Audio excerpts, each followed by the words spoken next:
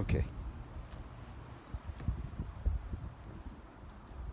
Welcome back to Straight Talk Recovery. I'm Kirk Scarborough, and this is my good friend. Richard Campanero. Yeah, Richard, it's been a great couple of weeks. We've got a lot of response. Yes, thank I you. just wanted to tell our audience again, please call us 702-582-9119. Listen, today, Richard, some of the calls that we've been receiving have been talking about stress in the workplace, stress at home. So I thought maybe today we'd like to talk about stress. So, so tell me about some of the primary causes of stress. Well, let me say that I don't know if you want your glasses on, but listen, what we know about stress is can be caused by a lot of different factors. I want to really focus on today is workplace stress because that is a primary cause of stress. Now, I mean work in the home or out of the home. We've had a number of emails come to us, as you had mentioned, and phone calls regarding their desire for us to cover this subject. So let's get right into it. And remember, we're Straight Talk Recovery. We tell you like it is. We're not polished at this. We're not actors, but we do have a wealth of knowledge. Kirk has been 39 years sober. I am a behavioral analyst, and we have a lot of information to share with you, so we'll get right with it. The primary cause of any kind of stress, whether it's workplace or at home, is when you feel you have a loss of control. We feel good about ourselves to the degree to which we feel we are in control of our lives. We feel out of harmony with ourselves when we feel that we've lost control. So the best way to get control is to plan, prioritize, and we'll talk about that. Remember one thing, Kirk. You're never going to eliminate stress, but what we can do is manage it. So Richard, that's a great point. So, based on your experiences, how did you go about managing stress? I know you worked a lot of years, decades in the corporate world and business, and also in your behavioral science. As you have. Yeah, true. So share with me and the Good. audience, some of the issues that you had to deal with in stress in those environments. Well, primarily, we have several steps we're going to share with you, but the first one is you got to communicate. You have to communicate with your boss, your supervisor, your subordinates.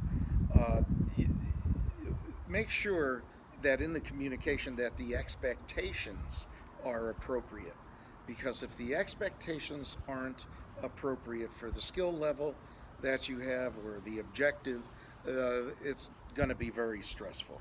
Richard, there's a University of Minnesota study that I know you've done some work with. You want to talk about that study? Right. University of Minnesota concluded that there are 10 things that could create a good workplace. I just want to focus on the one, but because it pertains to this subject. One of the questions was they titled the study the 10 questions asked that will determine strength in the workplace. The first one was, do I know what is expected of me at work? Again, it's based on expectations. The more clear and precise you are on what is expected of you, that will lower your stress level. I'm stressed out. Yeah, your turn. Another one, Kirk, and we've all experienced this, is we have to learn how to say no. You can't be subjected and sucked into the fact that I could do anything. I'm Superman, I'm Batman, I'm Spider-Man, because then you're raising a level of expectation that may not be accurate. So a hint or a suggestion on how to say no is, if you're given a project or something that you don't think is appropriate for you, hey, listen, under normal circumstances, I'd be happy to do what you're asking. I can't, as I'm working on other priorities that you've assigned to me. Might I suggest that you contact Kirk in Department A. Perhaps they have a better handle on what it is you need. Good suggestion. Let me try to change the focus if I can, Sure. Richard. And as someone who's in recovery for 39 years, and a lot of people come into the program of recovery saying, listen, the reasons why I'm here is because I have a lot of stress. And I drank because I have stress. I'm using drugs. People talk about having food because they're stressed. And one of the things that I've often wondered is that, you know, if you relieve that stress before you had the urge to drink or take drugs or eat a whole bag of chips, would that not be the real issue here? Is it try to relieve the stress before that happens? Absolutely. Proactivity is key.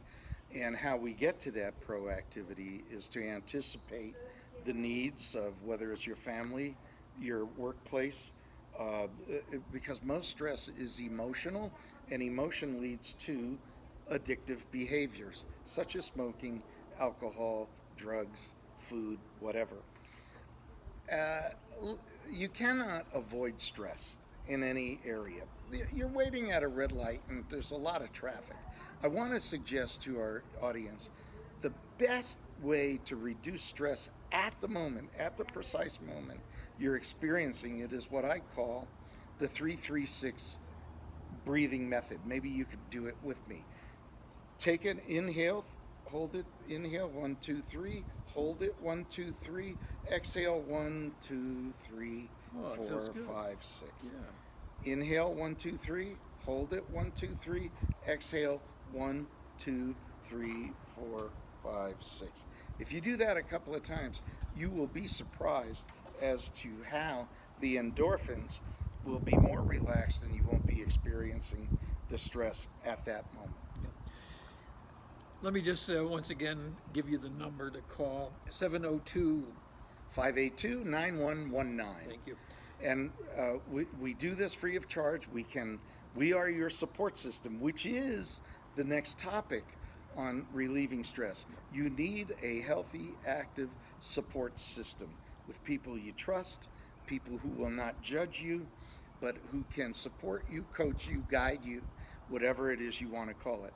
Your experience, you've been a coach with regard to alcohol abuse. You have a coach even after 39 years. So if you could elaborate on that support system, that would be helpful.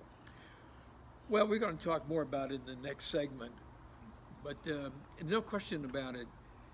In recovery of any type, you need a support system, someone that you can talk to, someone that you can share your experience, strength, and hope, someone you can share your feelings, and someone who will understand you unconditionally, and that's the key.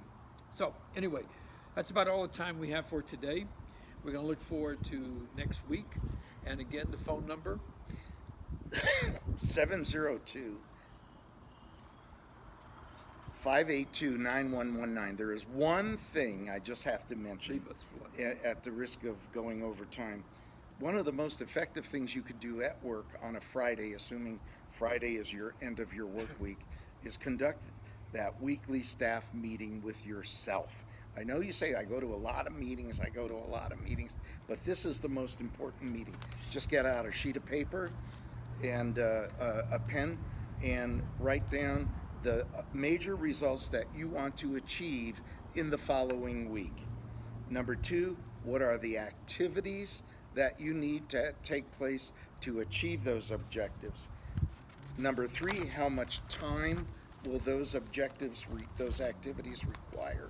And give yourself a 15-minute cushion because we could run over time. And then schedule it. Remember this, what gets scheduled gets done. So if you schedule it, actually make an appointment with yourself to schedule the activity, you'll be far ahead. These are habits. Addiction is a habit. Well, we can counter addiction with productive habits, which we've discussed today. I just want to mention one more thing, Kirk, and then you could close it out. I'm a big proponent of what we call neuro-linguistic programming. The words you use actually have a huge impact on your behavior. The worst thing we could say Monday morning is, I have to go to work. I have to attend this meeting. I have to get the kids to soccer. If you switch that word have to get to, you're changing your whole emotional framework. And lastly, I will say that, work is what you do. Work is not what you are. Thank you for listening, and Kirk, you can close it out. Again, I'm Kirk Scarborough. Richard Campanero. Our number is 702-582-9119. Please call, reach out. We're here for you. We look forward to seeing you next time. Until then, God bless and have a good week.